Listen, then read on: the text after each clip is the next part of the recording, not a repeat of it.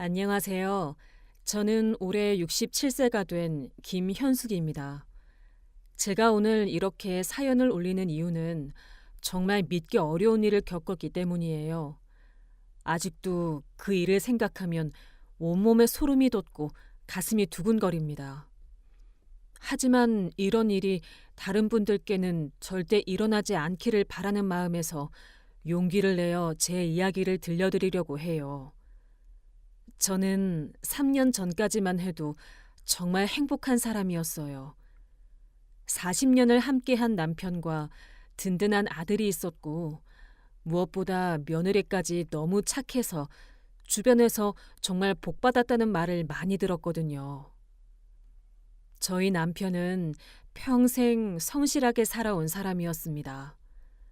젊은 시절 작은 식품업체에서 시작해서 나중에는 자기 사업을 하게 되었는데 큰 부자는 아니었지만 그래도 괜찮은 아파트 한 채와 적지 않은 예금을 남겨놨어요. 무엇보다 저를 평생 한 번도 목소리 높인 적 없이 보석같이 아껴주던 좋은 남편이었답니다. 하지만 그런 남편이 3년 전 갑작스러운 심장마비로 세상을 떠나게 되었어요. 그때 제 나이가 64세였는데 정말 하늘이 무너지는 것 같더라고요. 40년을 함께 살아온 반쪽이 갑자기 없어지니 어떻게 살아야 할지 모르겠더군요. 여보, 정말 이렇게 나를 두고 가면 안 되는 거 아니에요? 우리 아직 손주도 못 받고 해외여행도 못 다녀봤잖아요. 제발 눈 한 번만 떠주세요. 내가 뭐든지 다 해줄게요.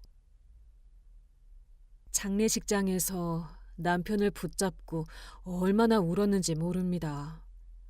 하지만 아무리 불러도 남편은 다시 돌아오지 않더라고요. 그런데 그때 저희 아들 태호가 정말 든든하게 저를 도와주었어요. 장례식 치르는 것부터 시작해서 각종 서류 정리, 보험금 처리까지 모든 걸 다 알아서 해주더군요. 태호는 어릴 때부터 정말 착한 아이였어요. 대학도 장학금 받아서 다니고 졸업 후에는 중견기업에 취직해서 성실하게 다니고 있었거든요. 결혼을 좀 늦게 했지만 그래도 좋은 여자를 만나서 결혼했다고 생각했어요. 저희 며느리 수진이는 정말 첫인상부터 좋았습니다. 처음 만났을 때부터 예의 바르고 말도 조곤조곤 예쁘게 하더라고요. 무엇보다 저를 대하는 태도가 정말 정성스러웠어요. 어머님, 처음 뵙겠습니다. 저는 박수진이라고 해요. 태호 오빠가 어머님 이야기를 워낙 많이 해서 정말 뵙고 싶었어요. 앞으로 잘 부탁드립니다. 첫 만남에서 이렇게 인사를 하는데 정말 마음에 쏙 들었어요. 게다가 제가 좋아할 만한 선물까지 준비해 왔더라고요. 수진이는 간호조무사로 일하고 있었는데 그래서인지 사람을 돌보는데 정말 능숙했어요. 결혼 전부터 저한테 자주 안부 전화도 드리고 가끔 찾아와서는 집안일도 도와주고 그랬거든요. 어머님, 혹시 어디 아픈 곳 없으세요? 요즘 날씨가 많이 추워져서 관절이 안 좋으신 분들이 병원에 많이 오시더라고요. 제가 파스도 좋은 걸로 사왔으니까 아프시면 언제든지 말씀하세요. 그리고 이거 홍삼인데요. 면역력에 정말 좋다고 해서 가져왔어요. 이런 식으로 항상 제 건강을 챙겨주니까 정말 고마웠어요. 태호도 그런 수진이를 보면서 정말 좋은 사람을 만났다고 흐뭇해하더군요. 어머니, 수진이가 어머니를 정말 친어머니처럼 생각하고 있어요. 저보다 어머니 건강을 더 신경 써주니까 정말 고마워요. 제가 직장 때문에 자주 못 찾아뵐 때도 있는데 수진이가 대신 어머니 챙겨드리니까 마음이 놓여요. 그렇게 결혼을 하고 처음에는 신혼이니까 둘이 따로 살았어요. 하지만 남편이 돌아가시고 나서 제가 혼자 살게 되니까 태호가 걱정이 된다고 이런 이야기를 하더라고요. 어머니, 혼자 계시기 불안하실 텐데 저희가 어머니 집으로 이사 와도 될까요? 어머니도 혼자 계시면 무섭고 외로우실 거고 저희도 어머니 혼자 두기가 걱정되거든요. 수진이도 어머니랑 같이 살면서 더 잘 모시고 싶다고 해요. 사실 저도 혼자 사는 게 외롭긴 했어요. 특히 저녁에 혼자 있으면 남편 생각도 나고 적적하더라고요. 그래서 아들과 며느리가 함께 살자고 하니까 정말 고마웠어요. 그래, 좋다. 우리 가족이 다 함께 살면 더 좋지. 집도 충분히 크니까 불편하지 않을 거야. 수진아, 너도 괜찮겠니? 네, 어머님. 저야 당연히 좋죠. 사실 저도 어머님과 더 가까이 지내면서 효도하고 싶었거든요. 제 친어머니는 제가 어릴 때 돌아가셔서 어머니라는 분이 얼마나 소중한지 잘 알고 있어요. 어머님께서 받아주시면 정말 감사해요. 그렇게 해서 저희 세 식구는 함께 살게 되었습니다. 처음에는 정말 좋았어요.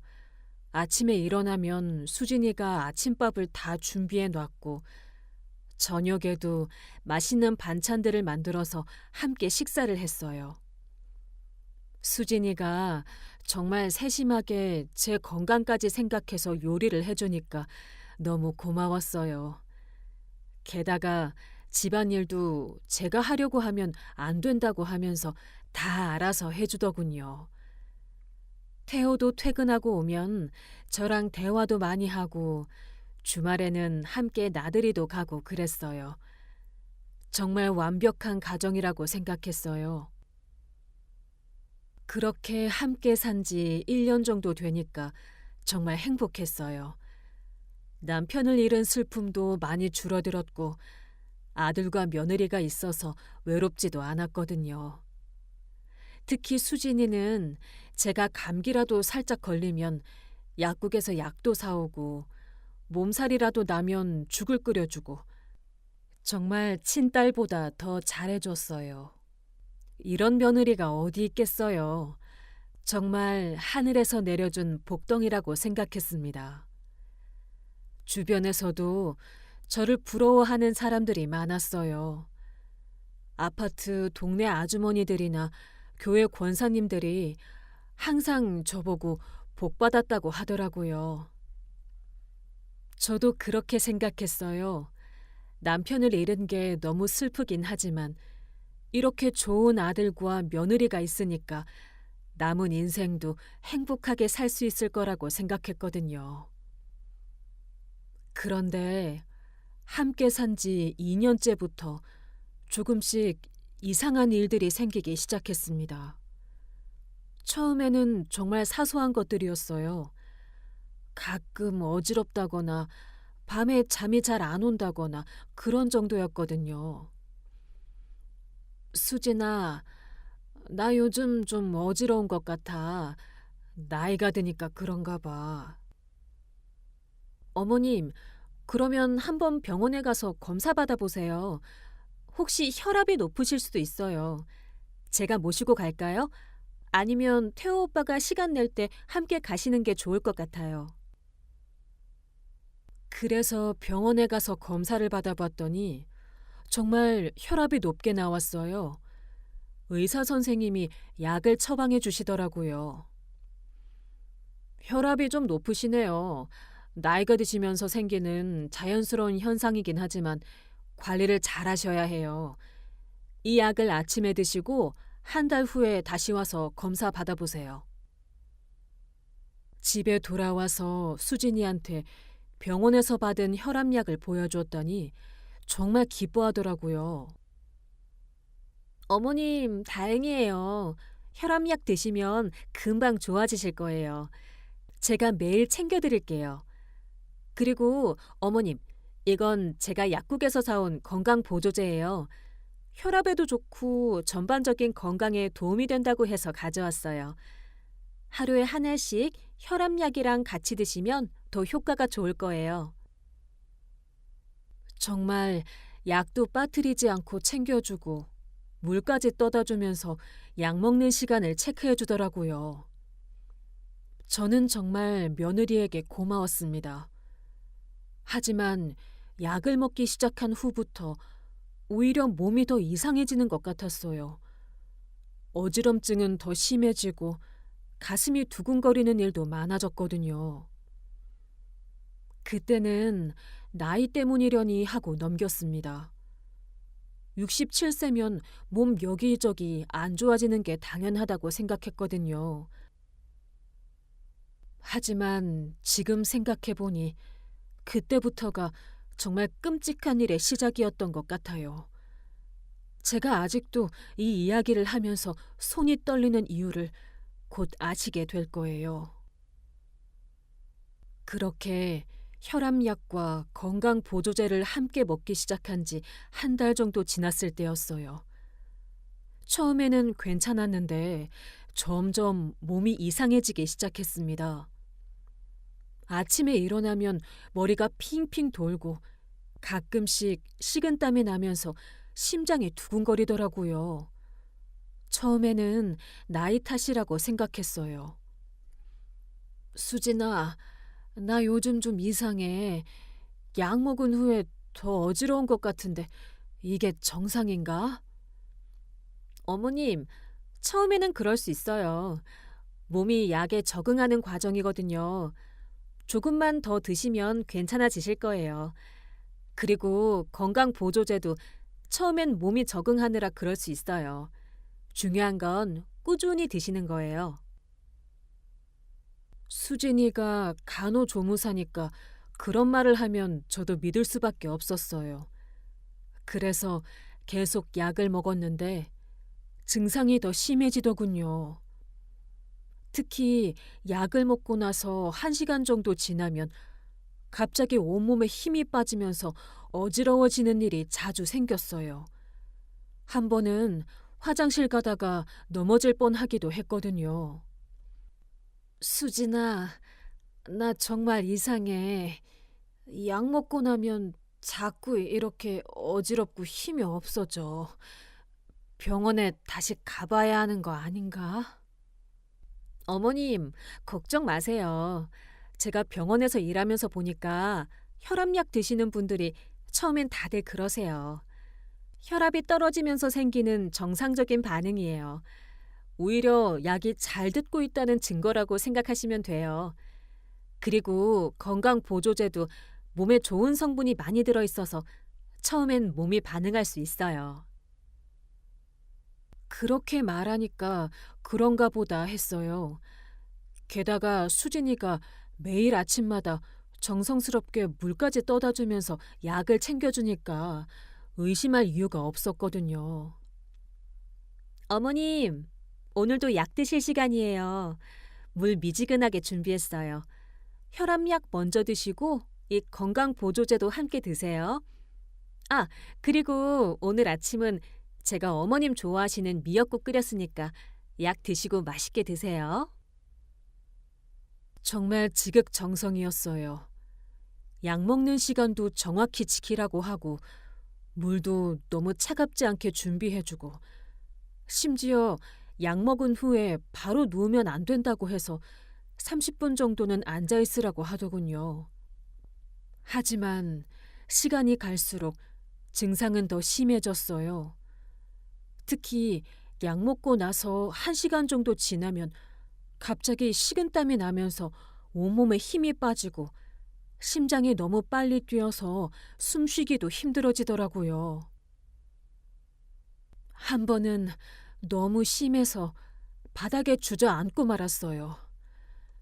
수진아, 수진아, 나 좀 이상해. 그때 마침 집에 있던 수진이가 달려왔는데 놀란 척하면서도 뭔가 당황하는 기색이 보이더라고요. 어머님, 괜찮으세요? 어디 아프세요? 혹시 어지러우세요? 어, 갑자기 식은땀이 나면서 힘이 쭉 빠져. 그리고 가슴이 두근두근 거려서 숨쉬기가 힘들어. 어머님, 잠시만 기다리세요. 제가 혈압 좀 재볼게요. 아마 혈압이 갑자기 떨어진 것 같아요. 수진이가 혈압계로 재보더니 혈압이 낮다고 하더라고요. 어머님, 혈압이 90에 60이에요. 좀 낮긴 하지만 위험한 수준은 아니에요. 조금 누워 계시면 괜찮아지실 거예요. 그런데 어머님, 오늘 아침에 뭐 드셨어요? 평소보다 적게 드시지 않으셨나요? 아니야. 평소와 똑같이 먹었는데 약도 너가 준 대로 다 먹었고. 그럼 좀 쉬시면서 꿀물이라도 드세요. 혈당이 좀 낮은 것 같기도 하고 그래요. 제가 꿀물 타다 드릴게요.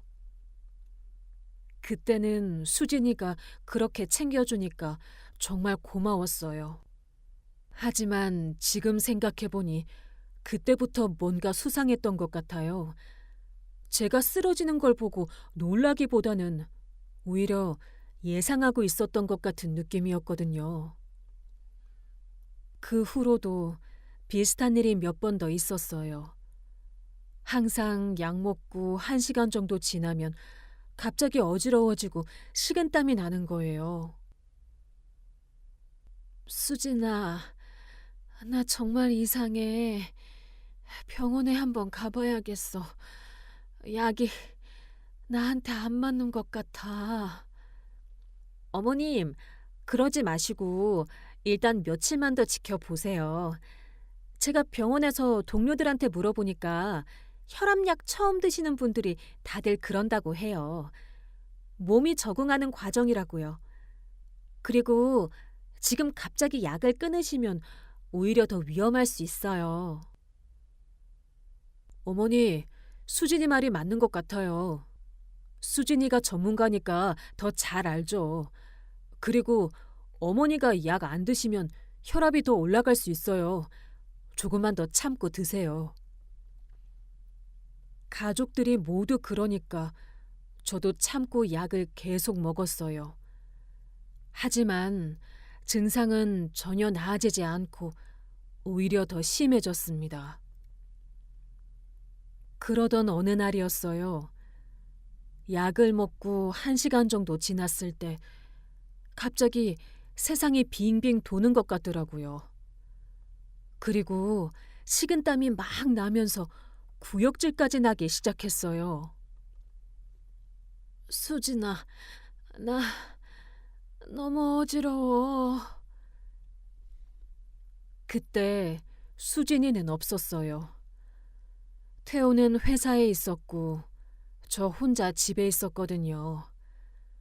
어지러워서 화장실에 가려고 일어났는데 갑자기 눈앞이 깜깜해지더니 그대로 쓰러지고 말았어요. 다행히 의식은 있었는데 몸에 힘이 하나도 없더라고요. 핸드폰도 손에 닿지 않는 곳에 있어서 도움을 요청할 수도 없었어요. 그때 정말 무서웠어요. 이러다가 죽는 게 아닌가 하는 생각까지 들더군요. 다행히 30분 정도 지나서 수진이가 장 보고 들어왔는데 제가 바닥에 쓰러져 있는 걸 보고 깜짝 놀라더라고요. 어머님, 어떻게 된 거예요? 왜 바닥에 계세요? 어디 아프세요? 수진아, 나 약 먹고 갑자기 너무 어지러워서 쓰러졌어. 정말 무서웠어. 어머님, 괜찮으세요? 지금은 어떠세요? 제가 부축해서 침대로 모실게요. 수진이가 저를 침대로 옮겨주면서 혈압을 재봤는데 또 많이 낮게 나왔다고 하더라고요. 어머님, 혈압이 80에 50이에요. 많이 낮아졌네요. 이런 일이 자꾸 생기면 정말 위험해요. 제가 태호 오빠한테 연락해서 병원에 한번 가보자고 할게요. 그래야겠어. 나 정말 무서워. 이러다가 큰일 나는 거 아니야? 어머님, 걱정하지 마세요. 제가 옆에 있으니까요. 그런데 혹시 오늘 평소보다 많이 드시지 않으셨어요? 아니면 무리하신 일 있으세요? 저는 그날도 평소와 똑같이 생활했다고 했는데 수진이가 자꾸 다른 원인을 찾으려고 하더라고요.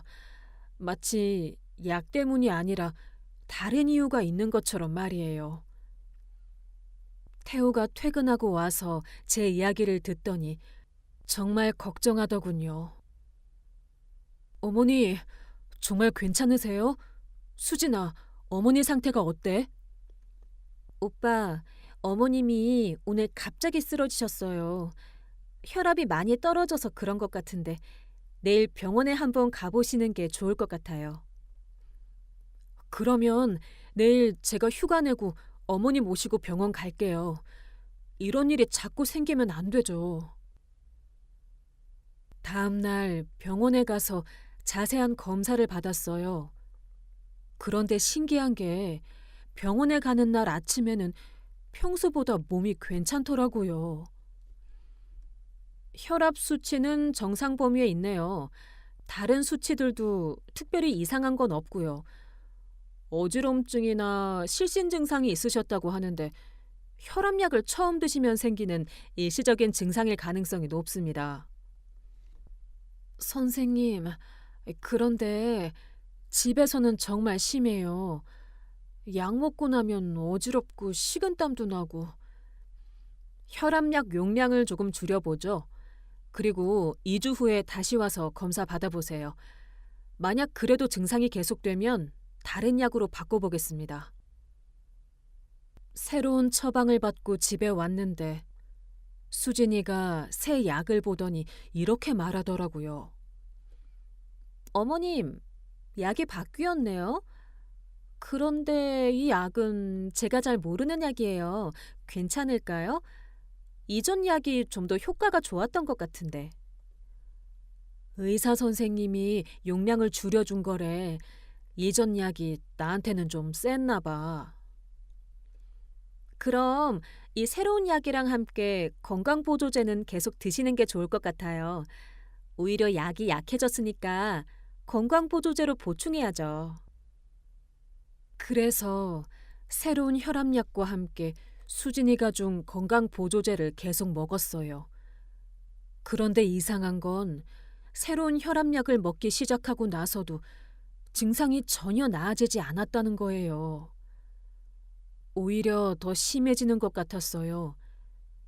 그런데 정말 이상한 건 가끔 수진이가 약을 깜빡하고 안 챙겨준 날이 있었는데 그런 날에는 오히려 몸이 괜찮더라고요. 어지럼증도 없고 식은땀도 안 나고 말이에요. 수진아, 오늘은 컨디션이 좋네. 어지럽지도 않고. 어머님, 그럼 다행이네요. 아, 맞다. 오늘 제가 약 깜빡했네요. 지금 드릴게요. 그러면 또 약을 가져다 주고, 약을 먹으면 또 1시간 후에 어지러워지고, 이런 패턴이 계속 반복되었어요. 그런데 그때는 정말 몰랐어요. 수진이가 그런 끔찍한 일을 하고 있다는 걸 상상도 못했거든요. 오히려 수진이가 저를 챙겨주는 게 고마웠어요. 하지만 어느 날 정말 위험한 일이 일어나고 말았습니다. 그날도 평소처럼 약을 먹었는데 1시간 후에 갑자기 가슴이 막 두근거리면서 숨이 제대로 쉬어지지 않더라고요. 그리고 식은땀이 폭포수처럼 흐르면서 온몸에 힘이 쭉 빠졌어요. 이번에는 정말 죽을 것 같았어요. 수진아, 수진아, 나 정말 이상해. 그때 수진이가 옆에 있었는데 제가 그렇게 말하는데도 한참 후에야 달려오더라고요. 마치 제가 그렇게 될 걸 기다리고 있었던 것처럼 말이에요. 어머님, 또 그러세요? 어떻게 하죠? 119 불러야 할까요? 어, 빨리. 정말 이상해. 결국 119를 불러서 응급실로 실려갔습니다. 응급실에서 각종 검사를 받았는데 응급실 의사가 심각한 표정으로 말하더라고요. 혈당이 너무 낮아요. 30mg/dl밖에 안 나와요. 정상 수치가 70에서 100ml/dl인데 이 정도면 의식 잃을 수도 있었어요. 조금만 늦었으면 정말 위험했을 거예요. 혹시 당뇨약 드시나요? 아니요. 저 당뇨 없어요. 혈압약만 먹어요. 그럼 이상하네요. 왜 혈당이 이렇게 떨어졌을까요? 다른 약은 안 드세요? 뭐 건강 보조제 같은 것도? 그때 수진이가 대신 대답하더라고요. 선생님, 어머님이 건강 보조제 하나 드시긴 해요. 그런데 그건 혈당하고는 상관없는 거잖아요. 어떤 건강 보조제인지 알 수 있을까요? 당뇨가 없으신 분이 이렇게 혈당이 떨어지는 건 흔하지 않아요. 집에 두고 와서 나중에 가져다 드릴게요. 그런데 수진이가 그렇게 말하고도 결국 건강보조제를 가져오지 않더라고요. 자꾸 이런저런 핑계를 대면서 말이에요. 그렇게 응급실에서 포도당 주사를 맞고 나니까 많이 나아졌어요. 하지만 지금 생각해보니 그때부터 정말 의심했어야 했어요. 응급실 의사의 말이 맞았거든요. 정말 다른 약을 잘못 먹고 있었던 거예요. 그것도 가장 믿었던 며느리 손에 의해서 말이에요. 응급실에서 돌아온 후 며칠은 괜찮았어요. 수진이가 약을 안 줬거든요. 어머님 몸이 안 좋으시니까 약 좀 쉬라고 했다면서 말이에요. 그런데 신기하게도 약을 안 먹는 동안에는 정말 아무 증상이 없었어요. 어지럽지도 않고 식은땀도 안 나고 오히려 몸이 가벼운 느낌이었거든요. 수진아, 나 요즘 컨디션이 정말 좋네. 약을 안 먹어서 그런가? 어머님, 그렇게 생각하시면 안 돼요. 지금은 일시적으로 괜찮으신 거고 약을 안 드시면 혈압이 다시 올라갈 수 있어요. 며칠 더 쉬다가 다시 드셔야 해요. 그래서 일주일 후부터 다시 약을 먹기 시작했어요. 그런데 또 똑같이 어지러워지기 시작하더라고요. 이번에는 정말 이상하다는 생각이 들었어요. 약을 안 먹으면 괜찮고 먹으면 아프고 이게 정상적인 건 아닌 것 같더라고요. 그리고 또 이상한 건 제가 아플 때마다 수진이가 병원에 가자는 말을 먼저 꺼내는 거예요. 마치 제가 병원에 자주 가기를 바라는 것 같더라고요. 어머님, 또 어지러우세요? 이번엔 정말 심각해 보이는데 병원 가보실까요? 제가 모시고 갈게요. 그런데 정작 병원에 가면 진료받는 날에는 항상 컨디션이 괜찮았어요. 마치 계획된 것처럼 말이에요. 이런저런 이상한 점들이 쌓이다 보니 정말 의심이 들기 시작했어요. 하지만 확신은 없었거든요. 내가 너무 예민하게 생각하는 건 아닌가 하는 생각도 들었고요. 그런데 결정적인 계기가 생겼어요.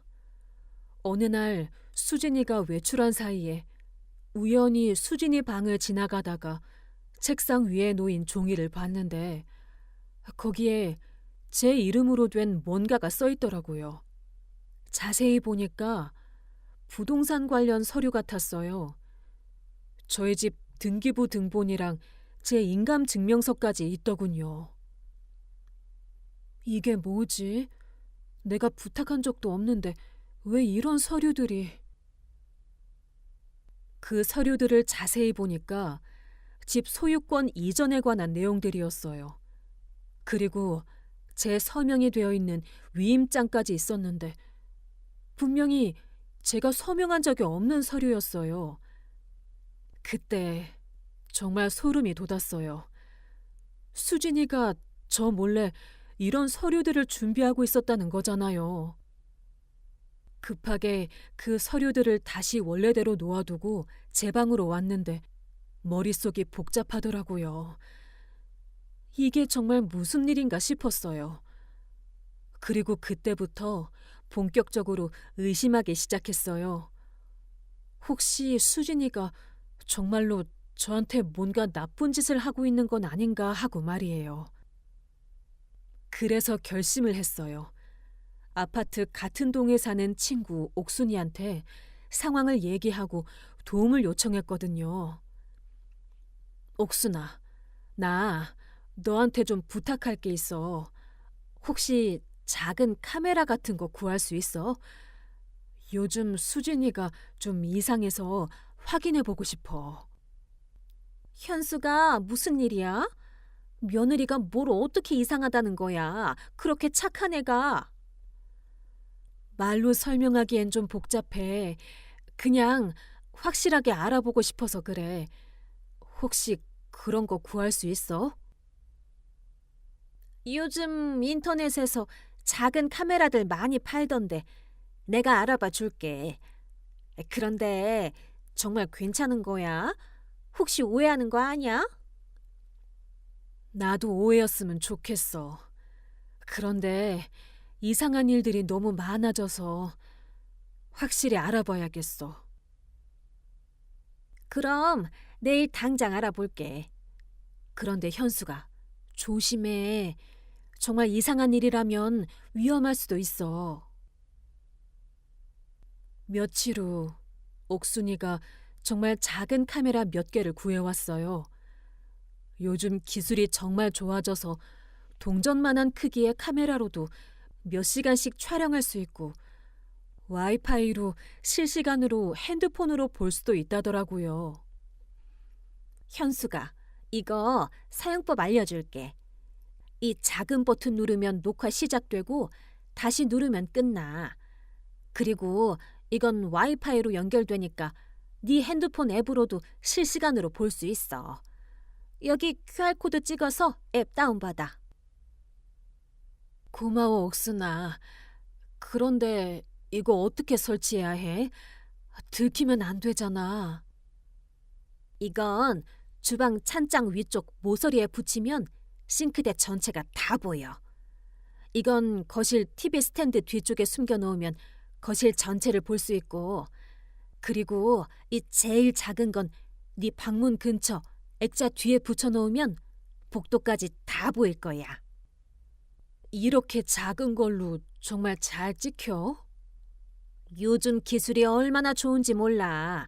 화질도 선명하고 소리도 잘 들려. 그리고 밤에도 적외선 기능이 있어서 잘 보여.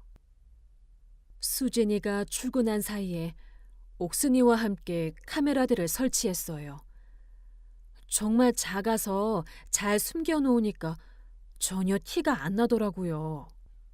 현수가, 이거 정말 안 보이네. 내가 봐도 어디 있는지 모르겠어. 그런데 정말 조심해. 혹시라도 들키면 큰일 날 수 있어. 그 다음 날부터 본격적으로 관찰하기 시작했어요. 처음 며칠은 별다른 게 없었어요. 수진이가 평소와 똑같이 행동하더라고요. 아침에 일어나서 아침밥 준비하고 제 약 챙겨주고 출근 준비하고 평소와 다른 점을 찾을 수 없었어요. 그런데 사흘째 되는 날이었어요. 제가 잠시 시장 보러 나간 사이에 이상한 알림이 핸드폰으로 왔어요. 카메라 앱에서 움직임이 감지되었다는 알림이었거든요. 핸드폰으로 실시간 영상을 확인해 봤는데 수진이가 집에 와 있더라고요. 그런데 이상한 게 평소와 다르게 조용조용 움직이고 있었어요. 수진이가 주방으로 가서 뭔가를 하고 있는 모습이 카메라에 찍혔어요. 자세히 보니까 제 약통을 열고 뭔가를 하고 있더라고요. 더 자세히 보니까 수진이가 흰색 혈압약을 하나씩 꺼내서 그 안에 다른 약을 넣고 있었어요. 바로 그 노란색 약이었어요. 제가 전에 바닥에 떨어뜨린 그 약 말이에요.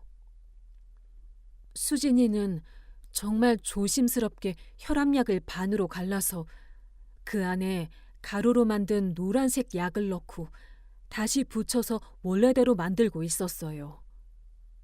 그 모습을 보는데 정말 온몸에 소름이 돋았어요. 수진이가 정말로 제 약에 다른 약을 섞어 넣고 있었던 거예요. 그것도 정말 치밀하게, 들키지 않도록 약 모양까지 그대로 복원하면서 말이에요. 수진이는 그 작업을 하나씩 천천히 했어요. 총 10개 정도의 혈압약에 그 노란색 약 가루를 넣더라고요. 그리고 모든 작업이 끝나면 약통을 원래 자리에 놓고 주변을 깨끗이 치웠어요. 그리고 수진이가 그 작업을 다 끝나고 나서 혼자 중얼거리는 말이 마이크에 잡혔어요. 이제 얼마나 더 먹여야 하지? 너무 오래 걸리네. 용량을 좀 더 늘려야 하나? 그 말을 듣는 순간 정말 충격을 받았어요. 수진이가 정말로 저를 해치려고 하고 있었고 그것도 더 빨리 끝내려고 하고 있었던 거예요. 수진이는 모든 작업을 끝내고 나서 조용히 집을 나갔어요. 아마 회사에 갔다 온 척 하려고 하는 것 같았어요. 저는 그 모든 걸 핸드폰으로 다 봤어요. 제가 그렇게 사랑하고 믿었던 며느리가 저를 죽이려고 계획하고 있다는 걸 직접 본 거예요. 이럴 수가. 어떻게 이런 일이. 손이 덜덜 떨려서 핸드폰을 제대로 잡을 수도 없었어요. 정말 믿을 수가 없었거든요. 그날 저녁 수진이가 정말 평상시처럼 돌아왔어요. 어머님, 오늘 컨디션은 어떠세요? 제가 없는 동안 아프지 않으셨어요? 아니, 괜찮았어. 다행이에요. 그럼 저녁약 드실 시간인데 가져다 드릴게요. 수진이가 가져온 약을 보니까 바로 몇 시간 전에 조작한 그 약들이었어요.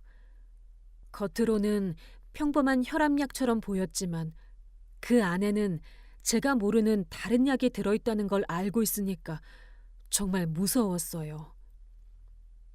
수진아, 나 오늘은 좀 컨디션이 안 좋아서 약을 나중에 먹을게. 어머님, 안 돼요. 혈압약은 시간 맞춰서 드셔야 해요. 컨디션이 안 좋으시면 더더욱 드셔야죠. 제가 물도 준비해 놨으니까 빨리 드세요. 늦으면 효과가 떨어져요. 어쩔 수 없이 약을 받아들었는데 정말 먹기가 무서웠어요. 하지만 의심받으면 안 될 것 같아서 먹는 척하고 혀 밑에 숨겨뒀다가 나중에 화장실에서 뱉어냈어요. 그날 밤 제가 자러 들어간 후에 더 충격적인 대화를 들었어요. 수진이와 태호가 거실에서 대화하는 소리가 카메라에 녹음되었거든요. 오빠, 어머님이 도대체 언제 돌아가시는 거야? 제대로 한 거 맞아? 수진아, 목소리 좀 낮춰. 어머니가 들으면 어떡해. 그리고 너무 급하게 하면 의심받을 수도 있어. 그래도 너무 오래 걸리잖아. 이미 몇 달째인데 아직도 멀쩡하시고. 약 용량을 더 늘려야 하는 거 아니야? 지금도 충분히 위험한 양이야. 더 늘리면 너무 티가 날 수 있어. 그럼 어떡해. 나 이제 정말 못 기다리겠어. 회사 그만두고 싶고 새 차도 사고 싶고 언제까지 이렇게 기다려야 해? 조금만 더 참아. 그리고 만약에 의심받으면 안 되니까 자연스럽게 해야 해.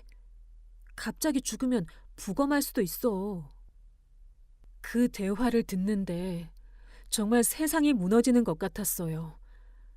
제가 그렇게 사랑하고 믿었던 아들까지 저를 죽이려고 계획에 참여하고 있었던 거예요. 손이 덜덜 떨려서 핸드폰을 제대로 잡을 수도 없었어요.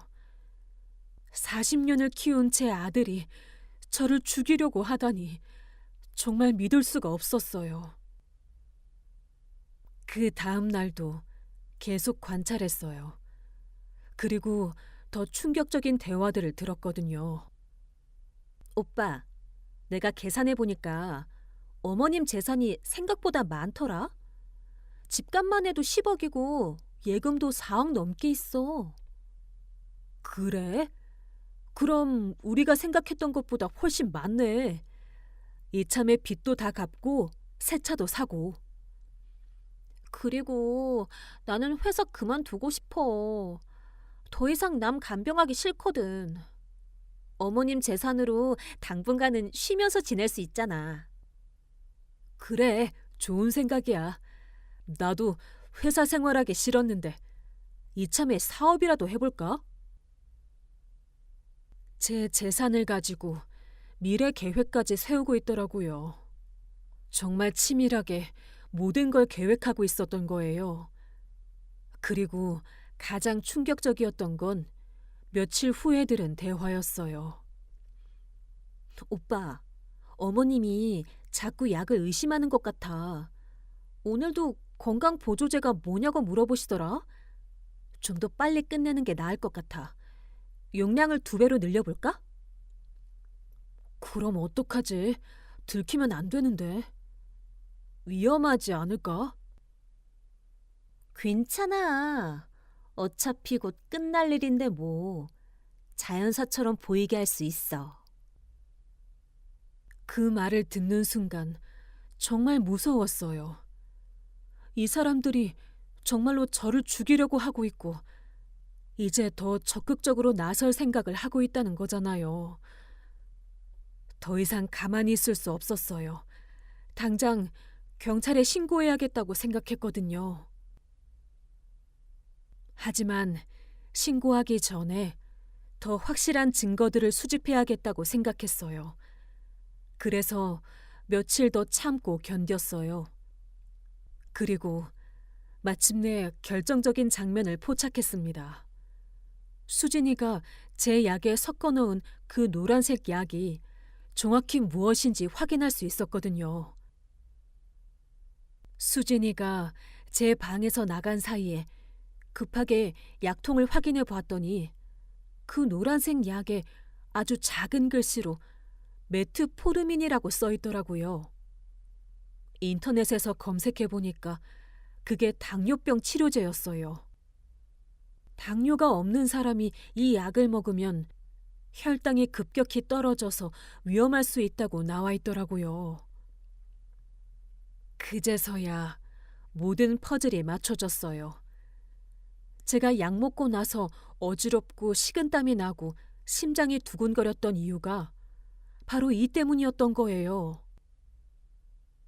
혈압약과 당뇨약을 함께 먹으면 혈압과 혈당이 동시에 급격히 떨어져서 정말 위험하다는 걸 알게 되었어요.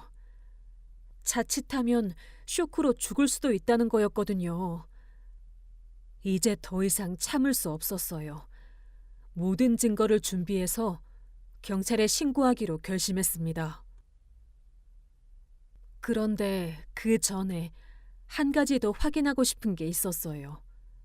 수진이가 제 명의로 만든 그 서류들이 정말 위조된 건지 확인해 보고 싶었거든요. 다음 날 수진이가 출근한 사이에 다시 수진이 방을 확인해 봤어요. 그리고 정말 충격적인 것들을 발견했습니다. 제 명의로 된 각종 서류들이 수십 장 있었어요. 집 소유권 이전 서류, 예금 인출 관련 서류, 보험금 수익자 변경 서류까지 말이에요. 그리고 제 인감 도장까지 있더라고요. 언제 가져간 건지 모르겠지만 제가 평소에 쓰는 인감 도장이 수진이 방에 있었던 거예요. 이제 더 이상 의심의 여지가 없었어요. 수진이와 태호가 저를 죽이고 제 재산을 모두 가져가려고 치밀하게 계획하고 있었던 거예요. 그날 밤 저는 결심했어요. 더 이상 당할 수는 없다고. 이제 제가 반격할 때라고 말이에요. 하지만 그들도 만만치 않을 거라는 걸 알고 있었어요. 그래서 정말 확실하고 치밀한 복수 계획을 세워야겠다고 생각했습니다. 다음 날부터 저는 본격적인 반격을 준비하기 시작했어요. 그들이 상상도 못할 복수를 말이에요. 다음 날 아침, 저는 모든 걸 정리하기 시작했어요. 먼저 옥순이에게 연락했습니다. 옥순아, 나 지금 당장 너한테 가도 될까? 정말 급한 일이 생겼어. 전화로는 말 못하겠어. 지금 바로 갈게. 옥순이네 집에 가서 모든 상황을 설명했어요. 카메라 영상들, 녹음 파일들, 그리고 제가 발견한 모든 증거들을 핸드폰으로 보여주니까 옥순이가 정말 깜짝 놀라더라고요.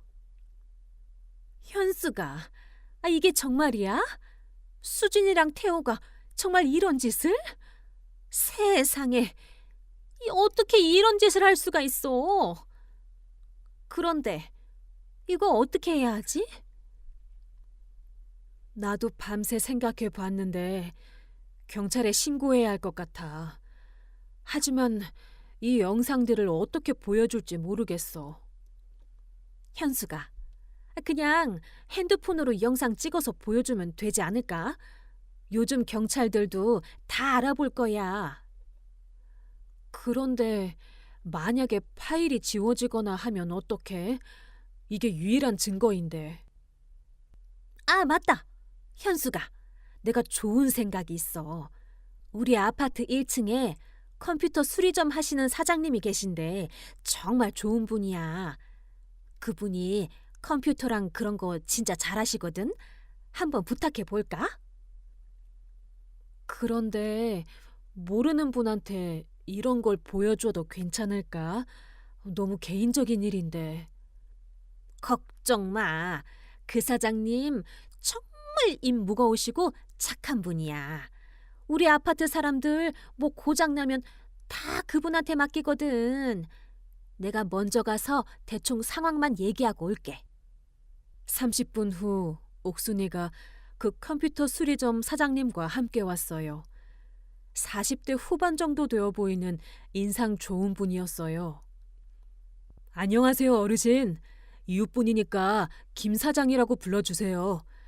옥순이님한테 얘기 들었어요. 정말 큰일 날 뻔하셨네요. 요즘 이런 사기 사건이 많다고 들었는데 가족이 그런 짓을 하다니 정말 충격적이네요. 고맙습니다. 그런데 이런 일까지 부탁드려도 되나요? 돈도 드려야 할 텐데. 어르신, 무슨 말씀을 하세요? 이웃이 어려울 때 도와주는 게 당연한 거 아닌가요? 돈 얘기는 하지도 마세요. 핸드폰 좀 보여주시면 파일들 백업도 해드리고 경찰서에서 보기 쉽게 정리해드릴게요.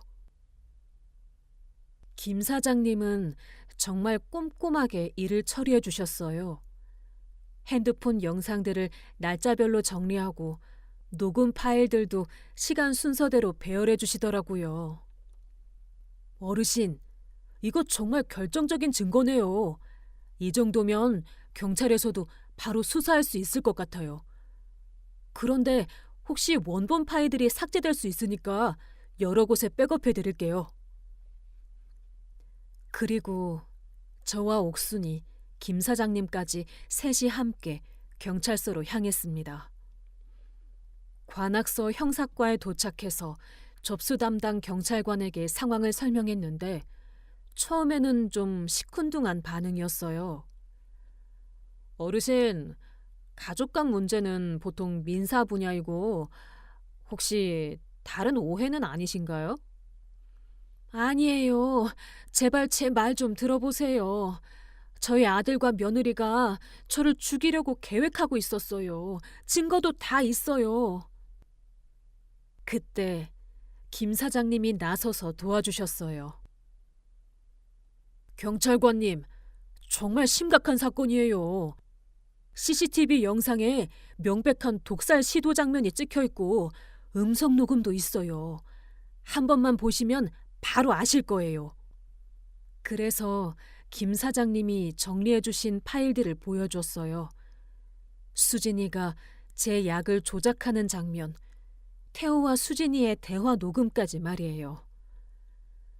경찰관이 영상을 보더니 얼굴색이 완전히 바뀌더라고요. 이건 정말 심각한 사안이네요. 잠깐만요. 바로 수사팀에 연결해 드릴게요. 5분도 안 되어서 형사 2분이 오셨어요. 저는 처음부터 끝까지 모든 걸 자세히 설명했어요. 약을 먹기 시작한 시점, 어지럼증이 생긴 과정, 응급실에 실려간 일, 그리고 의심을 품고 카메라를 설치한 과정까지 말이에요. 어르신, 혹시 응급실 진료 기록 같은 게 있나요? 네, 있어요. 그때 의사가 혈당이 너무 낮다고 하더라고요. 그 기록도 중요한 의학적 증거가 될 수 있겠네요. 그리고 이 메트포르민이라는 약 어떻게 확인하셨어요? 형사님, 제가 인터넷으로 약품명을 검색해서 확인해 드렸어요. 당뇨가 없는 분이 이 약을 드시면 저혈당으로 정말 위험할 수 있다고 나와 있더라고요. 형사들도 영상을 보고 나서는 완전히 놀라더라고요. 이건 명백한 살인미수 사건이네요. 게다가 계획적이고 지속적으로 이루어진 범행이라 죄질이 매우 나쁩니다. 모든 증거들을 검토하고 상세한 진술을 받는데 4시간이나 걸렸어요. 김 사장님이 계속 옆에서 기술적인 부분을 설명해 주시고 옥순이는 제가 힘들어할 때마다 옆에서 격려해 주었어요. 어르신, 오늘 밤은 절대 집에 들어가시면 안 됩니다. 혹시 안전하게 지낼 곳이 있나요? 네, 친구 집에 있을게요. 그리고 피의자들한테 절대 연락하지 마시고 연락이 와도 받지 마세요. 내일 새벽에 영장 발부받아서 체포할 예정입니다. 그날 밤은 옥순이네 집에서 잤어요. 정말 한숨도 잘 수 없었어요. 현수가, 이제 안전해. 경찰에서 다 알아서 해줄 거야. 고마워, 옥순아. 너랑 김 사장님 아니었으면 어떻게 됐을지 몰라. 다음 날 오전 9시쯤 박 형사님에게서 연락이 왔어요. 어르신, 방금 2명 다 체포했습니다. 영장 집행하면서 집도 압수수색했고요. 어떻게 반응했나요? 처음엔 완전히 부인하더니 영상 증거 보여주니까 며느리분이 먼저 자백하더라고요. 아들분은 아직도 발뺌하고 있지만 증거가 명확해서 소용없을 겁니다. 며칠 후 본격적인 수사 결과를 들었어요. 어르신, 집에서 정말 많은 증거가 나왔어요. 위조된 유언장, 인감도장, 통장 사본, 부동산 서류까지 정말 치밀하게 준비했더라고요. 그렇게나 많이요? 네. 그리고 며느리 분 핸드폰 포렌식 결과도 나왔는데요. 몇 달 전부터 혈압약, 당뇨약 같이 먹으면 자연사 위장 방법 이런 것들을 계속 검색했더라고요. 아드님도 빚이 2억 가까이 있었고요. 2개월 후 재판이 시작되었습니다. 법정에 들어서는데 정말 떨리더라고요. 피고인들은 피해자를 상대로 계획적이고 지속적인 독사를 시도했습니다. 이는 살인미수, 사기미수, 문서위조 등 다수의 범죄가 경합된 중대한 사안입니다. 수진이는 법정에서 펑펑 울면서 빌더라고요. 어머님, 정말 죄송해요. 제가 정말 미쳤었나 봐요. 돈에 눈이 멀어서 평생 후회하며 살겠어요. 하지만 태호는 끝까지 책임을 회피하려고 하더라고요. 저는 수진이가 주도한 거예요. 저는 그냥 따라한 것뿐이에요. 판사님도 정말 엄중한 표정이었습니다. 가족 간의 신뢰를 악용한 계획적 범행으로 그 죄질이 매우 무겁습니다. 피해자의 생명을 위험에 빠뜨린 점을 고려하여 엄벌에 처하겠습니다. 그렇게 최종 선고에서 둘 다 징역 5년씩 받았어요.